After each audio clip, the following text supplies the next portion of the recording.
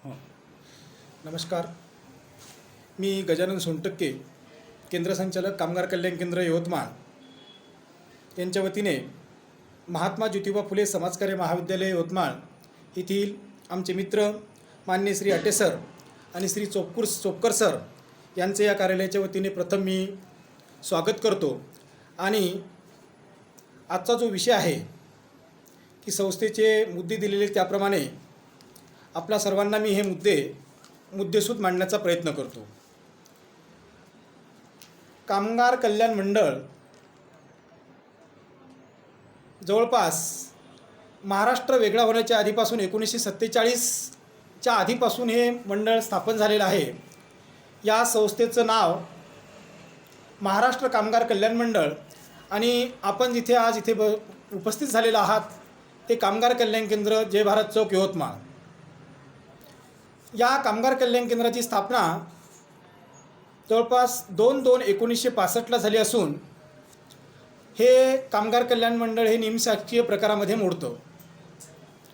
महाराष्ट्र कामगार कल्याण मंडळाचा थोडक्यात इतिहास बघायचा म्हटलं तर महाराष्ट्र कामगार कल्याण मंडळाची निर्मिती कशी झाली आणि ही निर्मिती होण्यामागे कारण काय, म्हणजे उद्देश काय, तर याचं कारण असं सांगता येईल की मुंबईला नामजोशी मार्ग या मार्गावर हुतात्मा बाबू गेनू नावाचा एक कामगार एका फॅक्टरीमध्ये काम करत असताना त्यांच्या डोक्यात अशी एक कल्पना आली की आताचा जो मुंबईला गिरणी कामगार आहे हा गिरणी कामगार खूप व्यसनाधीन झालेला आहे आणि हा व्यसनाधीन झाल्यामुळे हा रात्रभर दिवसभर गिरणीमध्ये काम करतो आणि आपला थकवा घालण्यासाठी किंवा आपल्याला या कामाचा विसर पडण्यासाठी तो व्यसन करतो आणि मग दारूसारखं गांजा अफू इतर काही जे व्यसनं आहेत हा व्यसनं करत होता. आणि त्यावेळेस 47मध्ये त्यावेळेस पहिलं नामजोशी इथे एक हुतात्मा बाबू गेनू मार्ग या मार्गावर एक पहिलं कामगार कल्याण केंद्र प्राथमिक तत्त्वावर सुरू करण्यात आलं.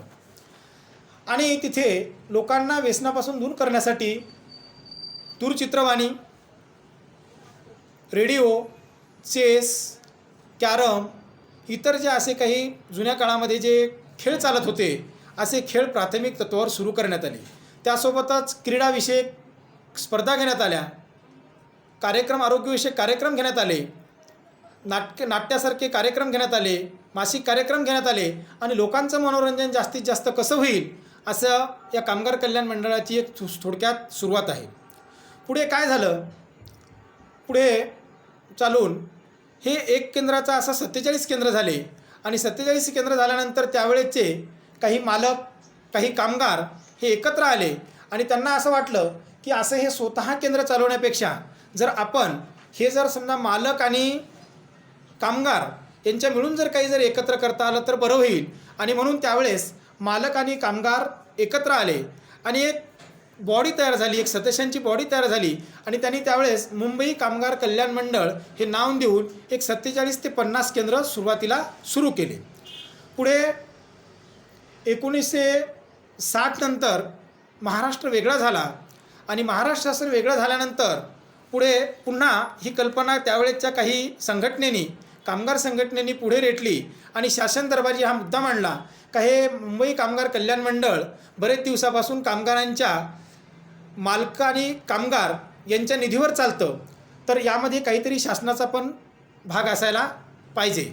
म्हणून त्यावेळेचा एक मुंबई कामगार कल्याण निधी नियम ॲक्ट 1953चा ॲक्ट आहे, मुंबई कामगार कल्याण निधी अधिनियम. या मुंबई कामगार कल्याण निधी अधिनियम अंतर्गत एक नियम तयार झाला आणि कामगार, मालक आणि शासन अशी त्रिपक्षीय वर्गणी तयार करून हे कामगार कल्याण मंडळ चालवायचं असं झालं. त्यामध्ये 26 सदस्य, त्यामध्ये प्रधान सचिव, प्रधान मुख्य सचिव आणि राज्यमंत्री हा कामगार कल्याण मंडळाचा अध्यक्ष असतो, पदसिद्ध सचिव. असं एक मंडळ तयार झालं आणि 1 मे 1961 नंतर या मुंबई कामगार कल्याण मंडळाचं रूपांतरण महाराष्ट्र कामगार कल्याण मंडळामध्ये झालं. पुढे 1953च्या ॲक्टनुसार कामगारांच्या पगारातून जूनमध्ये आणि डिसेंबरमध्ये कामगार कल्याण निधी कपात करण्यात यावा आणि तो कपात करलेला निधी 1 पट कामगारांच्या पगारातून, 2 पट त्याची कंपनी मालक आणि 3 पट त्याच्यामध्ये शासन देईल.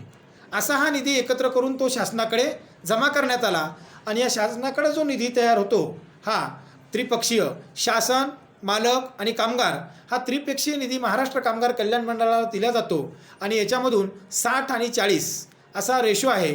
60% कामगार आणि कामगार कुटुंबियावर खर्च केला जातो आणि 40% हा प्रशासकीय यंत्रणेवर खर्च केला जातो. अशा प्रकारे कामगार कल्याण मंडळाची संरचना असून याच्यामध्ये 26 सदस्य, प्रधान सचिव, मुख्य सचिव हे पदसिद्ध सचिव असतात आणि कमिशनर हा महाराष्ट्राचा मुख्य असतात. कल्याण आयुक्त ते पूर्ण कामगार कल्याण मंडळाचा कारभार पाहत असतात. त्यानंतर मुंबई आणि नागपूरला उपकल्याण आयुक्तांची पोस्ट आहे. त्यानंतर पूर्ण विभागाला सहाय्यक कल्याण आयुक्त म्हणून कार्य पाहत असतात आणि सहाय्यक कल्याण आयुक्त विभागीय कार्यालयामध्ये प्रत्येक ठिकाणी 2 किंवा 3 गट कार्यालय आणि या गट कार्यालयाच्या अंडरमध्ये हे केंद्राचं कामकाज चाललं जातं. म्हणजे कुठल्याही निधीची मागणी जर करायची असेल किंवा खर्चाला मान्यता जर घ्यायची असेल तर आपल्याला विभागीय कार्यालयाची सहाय्यक कल्याण आयुक्ताकडून ती मागणी घ्यावी लागते. असं ही प्रशासनाची संरचना आहे. पुढे संस्थेचं जे क्षेत्र आहे तर संस्थेचं क्षेत्र काम करत असताना कामगार कल्याणासाठी हे काम करत असतो. आपण कामगार कल्याणासाठी काम करत असतो आणि कामगार कल्याणाचं काम करत असताना ज्या कामगारांच्या पगारातून जून आणि डिसेंबरला पगार कपात होतो, पगारातून निधी कपात होतो, अशाच कामगारांना आपण या योजनेचा लाभ देतो. यामध्ये 5 किंवा 5पेक्षा जास्त कामगार ज्या आस्थापनेमध्ये काम करतात त्या आस्थापनेने फंड कपात करण्यात यावी आणि तो महाराष्ट्र कामगार कल्याण मंडळाला भरण्यात यावा असा अधिनियम आहे.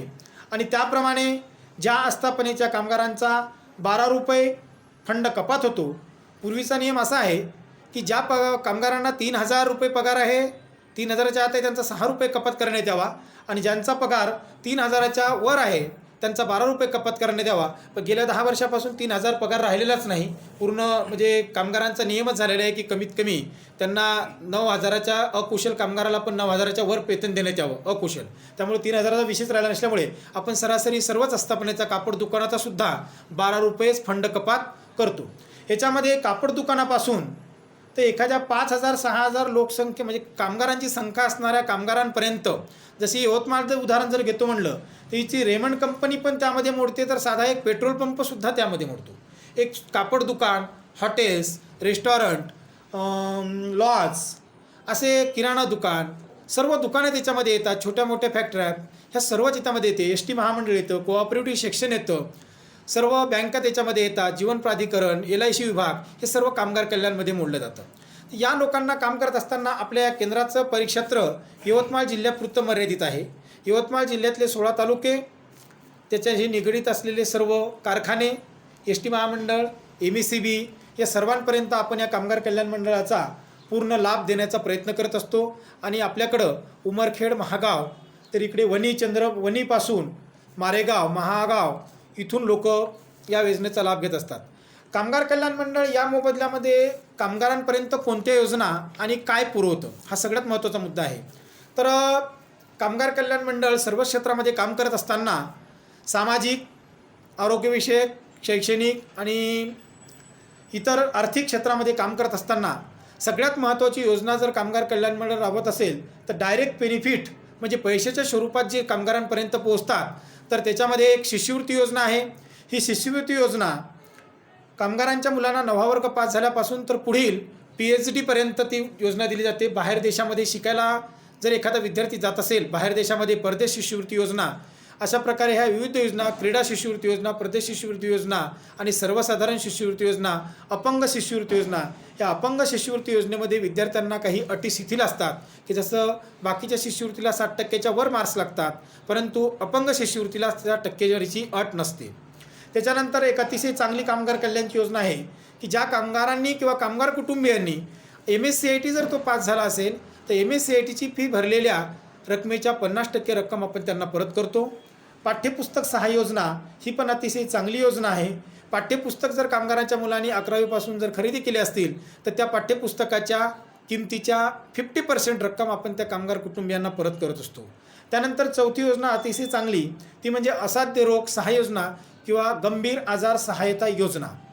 यामध्ये कामगार कुटुंबियाची व्याख्या करताना आपल्याला अशी करता येईल की कामगारांचे 25 वर्षाच्या आतील अविवाहित मुले किंवा मुली, त्याचे आईवडील आणि पत्नी एवढे लोक या कामगार कुटुंबियामध्ये मोडलं जातं. यापैकी कोणालाही जर एखादा असाध्य दुर्धर रोग झाला असेल, त्या दुर्धर रोगाला आपण 25,000पर्यंत विना परतावा सहाय्य देत असतो. त्यानंतर एखाद्या कामगाराचा कंपनीत जाताना किंवा कंपनीतून घरी येताना जर अपघात झाला असेल, तर त्या अपघाताला सुद्धा कामगार कल्याण मंडळ काही निधी देत असतं. 10,000च निधी आहे, तो वाढ होण्याची शक्यता आहे. त्यानंतर एखाद्या कामगाराने त्याच्यावर एखादी कंपनी डबघाईस येऊन ते कंपनी जर बंद पडली असेल आणि या कामगारांचा जर समजा उदरनिर्वाह भागत नसेल आणि असं पोलीस अहवालामध्ये जर सिद्ध झालं की कंपनी बंद पडल्यामुळे, डबघाईस आल्यामुळे कंपनी बंद पडली आणि कामगाराचा जॉब गेला आणि या जॉब गेल्यामुळे यांनी आत्महत्या केली आणि अशा आत्महत्या करून जर या कामगारांनी जर समजा आत्महत्या केली असेल आणि प्राण जर गमावला असेल, तर त्यालासुद्धा मंडळ 1 लाखापर्यंतचं अनुदान देत असतं. ह्या डायरेक्ट बेनिफिट देणाऱ्या योजना आहेत. त्यानंतर एखाद्या कामगारांनी एखादा कविता संग्रह किंवा एखादं पुस्तक प्रकाशित केलं असेल, तर त्यालासुद्धा प्रोत्साहन म्हणून कामगार कल्याण मंडळ 10,000चं एक मानधन म्हणून त्याला रक्कम देत असतं. त्यानंतर सामाजिक क्षेत्रामध्ये, आरोग्य क्षेत्रामध्ये विविध रक्तदान शिबिरे, विविध आरोग्य तपासण्या करणं, हे कॅम्प कामगार कल्याण मंडळ दरवर्षी 1 ते 2 कामगार कल्याण मंडळ प्रत्येक सेंटरला घेत असतं. त्यामुळं बरेच लोकांना औषधोपचार, नेत्रदान तपासणी शिबिर जर झाले असेल तर त्यांना चष्मा वाटप, अशा बऱ्याच औषधोपचार करणे, अशा प्रकारचे आरोग्य तपासणी शिबिरे पण घेतलं जात असतं. सामाजिक क्षेत्रामध्ये कार्यक्रम म्हणजे प्रोग्राम क्षेत्रामध्ये कार्यक्रम शाखेमध्ये कार्यक्रम करत असताना अतिशय मोलाचा वाटा कामगार कल्याण मंडळामध्ये आहे. म्हणजे मला सांगायला असं अभिमान वाटतो कामगार कल्याण मंडळाचा की ज्या लोकांनी कामगार कल्याण मंडळामध्ये इथे कामगार केंद्रामध्ये ज्यांनी इथे नाटकामध्ये काम केलेलं आहे, असे बरेच लोक आता एक वेगळ्या फिल्ममध्ये, वेगळ्या एखाद्या कार्यक्रमामध्ये, जसं आता ह्या संध्याकाळच्या सिरियल जे सुरू असतात, या सिरियलमध्ये आपल्या यवतमाळचे लोक की ज्यांनी इथे यवतमाळच्या कामगार कल्याण केंद्रामध्ये नाटकात काम केले, त्यांनी राजाभाऊ भगतसारखं विलास सुतार एसटीचे कामगार आहेत, यांनी एका मोठ्या सिरियलमध्ये काम केलेलं आहे. अतिशय चांगल्या सिरियलमध्ये ते कामगार कल्याणच्या नाटकात काम करता करता एक मोठे कदाचित म्हणजे एक चांगला अभिनेतासुद्धा बनू शकतात. आणि अशा अनेक ठिकाणच्या, अमरावतीचं मला नाव नाही सांगता येणार तुम्हाला, 1-2 असे लोक आहेत कामगार की ते खरोखर एक चांगले अभिनेते म्हणून इथं आता मुंबईला फिल्म सिटीमध्ये काम करत आहेत. आणि त्याच्याचबरोबर कामगार कल्याणनी गायन क्षेत्रामध्ये, भजन क्षेत्रामध्ये समरगीत, लोकगीत, लावणी स्पर्धा पण सुरू केल्या होत्या. की महाराष्ट्राची जी लावणी आहे, ही महाराष्ट्राची लावणी ही मृत अवस्थेत जात आहे, त्याला लोप पावत आहे. आजकाल लावणींचा कोणाला इंटरेस्ट नाही राहिला. तर मध्यंतरी कल्याण आयुक्त माननीय श्री मोहन धोत्रे साहेब यांनी मुद्दामून त्याला सुरुवात केली होती, पण मध्यंतरी शासनाने त्याच्यावर थोडंसं बंधनं गेले आणि ती लावणी स्पर्धा बंद झाली. पण येत्या काळामध्ये ती लावणी स्पर्धा पण सुरू करण्याच्या तयारीत कल्याण आयुक्त नक्कीच इंटरेस्ट घेतील. अशा प्रकारे बऱ्याच कार्यक्रम क्षेत्रामध्ये, विशेष म्हणजे कामगार साहित्य संमेलन हे सर्वात मोठं आणि सगळ्यात महाराष्ट्र शासनाच्या आधीपासून, म्हणजे महाराष्ट्र शासनाने ज्यावेळेस साहित्य संमेलन सुरू केलं, नाट्यस्पर्धा सुरू केल्या, नाट्यस्पर्धासुद्धा महाराष्ट्र शासनाच्या नाट्यस्पर्धेच्या आधी कामगार कल्याणच्या नाट्यस्पर्धा ह्या विभागीय स्तरावर, राज्य स्तरावर झालेल्या आहेत. त्याचप्रमाणे साहित्य संमेलनसुद्धा महाराष्ट्र शासनाच्या साहित्य संमेलनापेक्षाही सुंदर साहित्य संमेलन महाराष्ट्र कामगार कल्याण मंडळाचं 2008मध्ये अमरावतीला एक राज्यस्तरावर त्याची मुख्यमंत्र्यांनी त्यावेळेस नोंद घेतली होती. इतकं चांगलं आणि भव्य साहित्य संमेलन आपल्या कामगार कल्याण मंडळाने घेतलेलं आहे. त्याच्यानंतर आपण कामगारांसाठी एवढंच नाही तर पुरस्कार योजनासुद्धा दिलेली आहे. याच्यामध्ये गुणवंत कामगार पुरस्कार, त्यामध्ये 25,000 रुपये मानधन आणि आपण त्याला सीट देतो आहे. गुणवंत कामगार पुरस्कार घेतल्यानंतर 10 वर्षांनी कामगार भूषण पुरस्कार हा सुद्धा त्यांना दिला जातो आणि त्यांचा सत्कार केला जातो. मंत्री महोदय, कॅबिनेट मंत्री यांच्या हस्ते त्यांना तो पुरस्कार यावेळेस 8-9 फेब्रुवारीला, हुतात्मा बाबू जयंती होती 9 फेब्रुवारीला, त्या दिवशी हा कार्यक्रम आमचा पार पडला. आणि जवळपास महाराष्ट्रातल्या 3 वर्षापासून जे आमचे काही पुरस्कार वाटप राहिले होते करायचे, ते पूर्ण 200 ते 250 लोकांना पुरस्कार वाटप केले. अशा प्रकारे विविध क्षेत्रामध्ये काम करत असताना संस्थेला भविष्यकालीन काही योजना आमचे माननीय सहाय्यक कल्याण आयुक्त नंदलालजी राठोड नागपूर विभाग यांनी या कोरोना काळामध्ये एक शासनाला सजेशन केलेलं आहे, मार्गदर्शन केलेलं आहे, कल्याण आयुक्तांना पत्र लिहिलेलं आहे की कामगार कल्याणच्या योजना ह्या तुटपुंज्या असल्यामुळे ह्या भविष्यात काहीतरी एक कामगारांना एक वेगळ्या पद्धतीने देता यावं. त्यात योगायोगाने यावर्षी जो एक भारतावर म्हणा जगावर म्हणा हा कोरोनाने जो आघात केलेला आहे, या आघातामध्ये बरेच कामगार कुटुंबीय काही मृत्युमुखी पडले असतील, काही बिमार झाले असतील, तर अशा कुटुंबियांना कामगार कल्याणनी एखाद्या कुटुंबातली जर व्यक्ती कामगार जर समजा गेली असेल कोरोनामध्ये आणि त्याचा जर शासकीय अहवाल असेल की हे कोरोनानंच गेली, तर त्यांच्या कुटुंबियांना शासनाने म्हणजे कामगार कल्याण मंडळाने एक आर्थिक स्वरूपामध्ये रक्कम 1 लाखापर्यंत किंवा जेवढं शासनाला किंवा कामगार कल्याण मंडळाला झेपावेल अशा प्रकारची त्यांना मदत करण्यात यावी. किंवा त्याचं जर कुटुंब असेल किंवा एखादा कामगार किंवा कामगार कुटुंबीय कोरोनाशी झगडला असेल आणि तो विजयी झाला असेल, तो म्हणजे आता चांगला असेल, त्यालासुद्धा तो जो खर्च झालेला आहे, जो दवाखान्यामध्ये खर्च झाला आहे, तो निधीचा खर्च त्याला 50% तरी कामगार कल्याण मंडळाने परत करावा, असं एक निवेदन कल्याण आयुक्तांना साहेबांनी बरेच दिवसात दिलेले आहे. त्याच्यावर शासन स्तरावर सचिव लेवलवर त्याच्यावर प्रयत्न चालू आहेत. अद्याप शासनाने त्याला काही मंजुरी दिलेली नाही.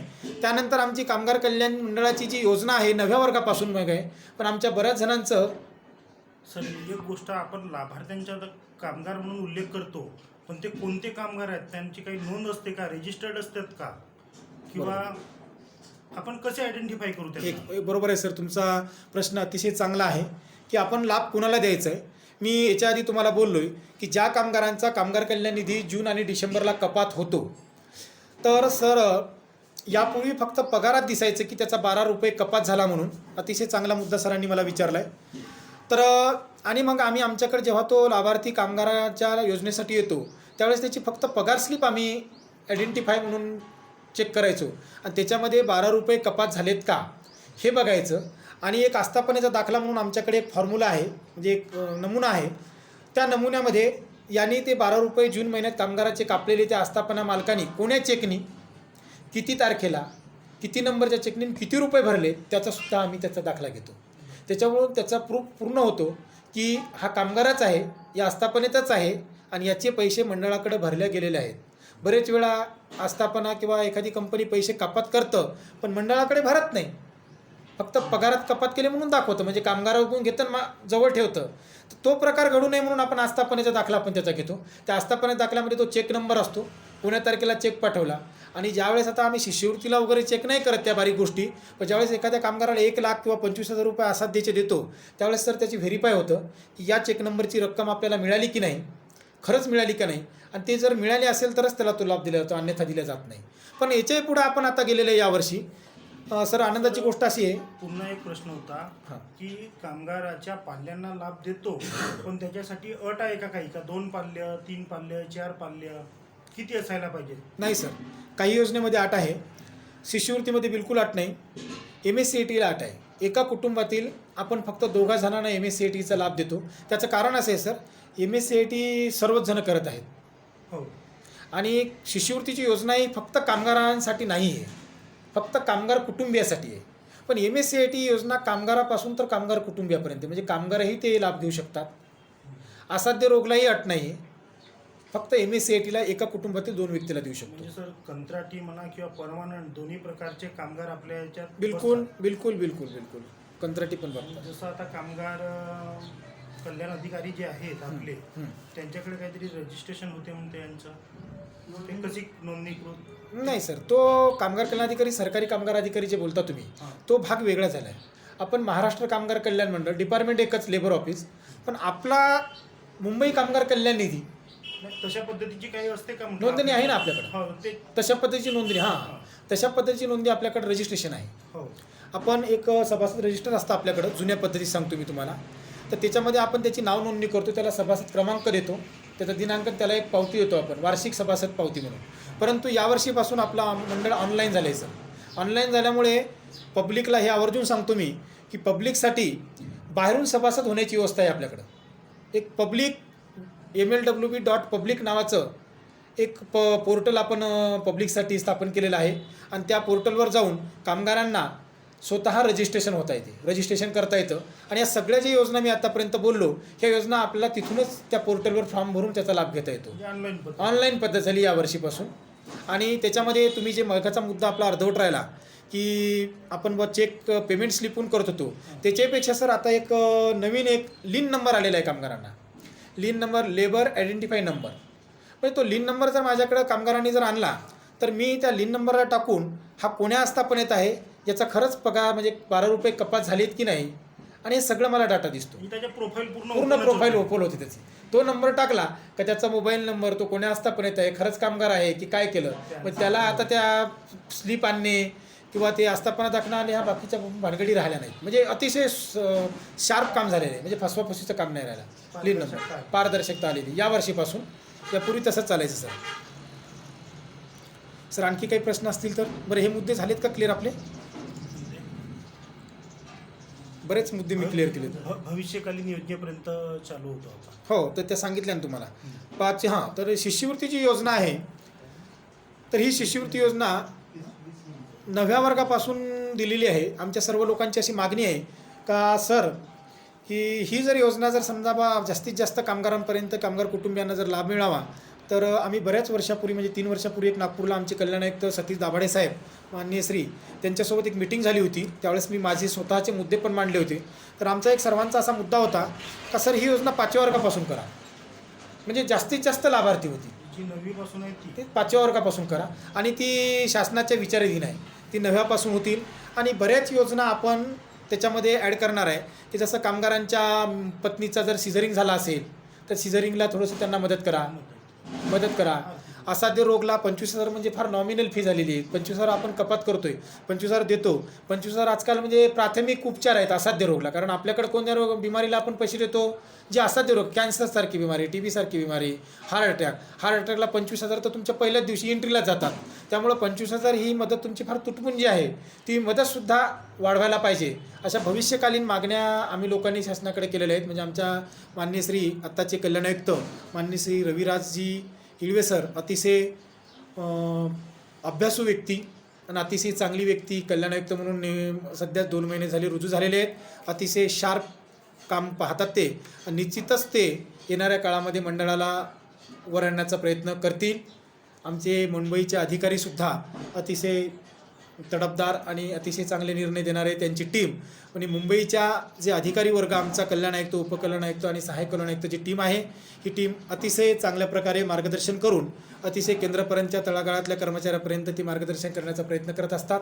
त्यामुळे निश्चितच येणाऱ्या काळामध्ये कामगार कल्याण मंडळ हे वेगळ्या स्वरूपाचं एक मंडळ आणि कामगारांना खरोखर फायदा देणारं मंडळ राहणार आहे. पाटे सरांचा काही प्रश्न? बोलतो ना, बोला, प्रश्न विचारायचा. तर सर आपल्या यवतमाळ जे ऑफिस आहे त्याच्या रचनेविषयी थोडक्यात सांगा. किती स्टाफ आहे आपल्याकडे? बरोबर आहे सर, बरोबर आहे. सर, कामगार कल्याण केंद्र ही मंडळातली सगळ्यात शेवटची स्टेप आहे. मी बोलताना बोललो आहे की मध्यवर्ती कार्यालय मुंबई, उपकल्याण आयुक्त नागपूर, विभागीय कार्यालय अकोला आणि त्यानंतर गट कार्यालय अमरावती आणि केंद्र, म्हणजे मुळात पाया जो आहे. कामगार कल्याण मंडळ जर कोणाच्या बेसवर चालत असेल तर एक कामगार कल्याण केंद्राच्या बेसवर आहे. मी नेहमी म्हणत असतो मीटिंगमध्ये की कामगार कल्याण केंद्रातल्या लोकांनी जर काम नाही केलं तर वर कुणालाच काम नाही, ग्राउंड लेवल कुणालाच काम नाही मिळत. आम्ही जे काम करतो तेच काम वरच्या अधिकाऱ्याला करावं लागतं. आणि सगळे क्लार्क म्हणजे ऑफिशियल स्टाफ असेल, अधिकारी असतील किंवा वरचे लोक असतील, तर आम्ही काम केलं तरच त्यांना काम आहे. आम्ही जर चुपचाप असलो तर वरच्यांना काहीच काम नाही. त्यामुळं अतिशय महत्त्वाचा पाया म्हणजे मूळ जर म्हणाल तुम्ही तर केंद्र आहे.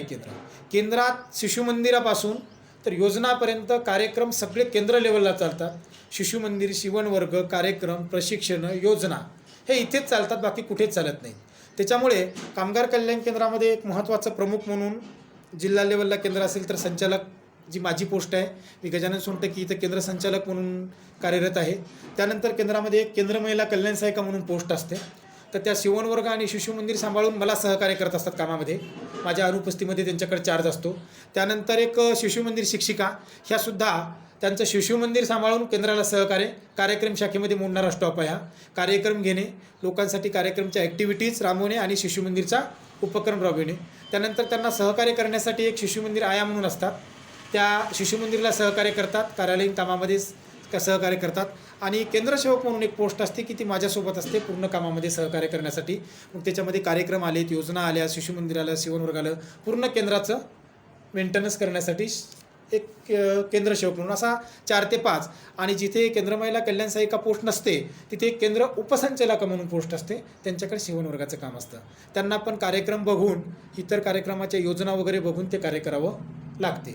तर असा 5 ते 7 लोकांचा स्टॉप असतो. यवतमाळला आपल्या 2 केंद्र आहेत आणि यवतमाळ जिल्ह्यात 3च केंद्र आहेत. एक दिग्रसला आहे, एक यवतमाळला उपकेंद्र वंजारी फैलला आहे आणि हे एक केंद्र आहे प्रमुख.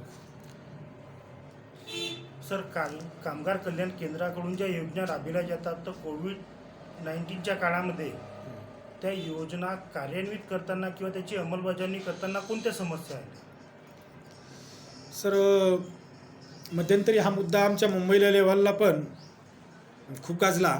शासनाने सुद्धा आमच्या कल्याण आयुक्तांना, तत्कालीन कल्याण आयुक्त माननीय श्री महेंद्र तायडे साहेब यांच्याकडं बऱ्याच म्हणजे लोकांनी तक्रारी केल्या होती की कामगार कल्याण मंडळाने कोरोना काळामध्ये काही केलं नाही.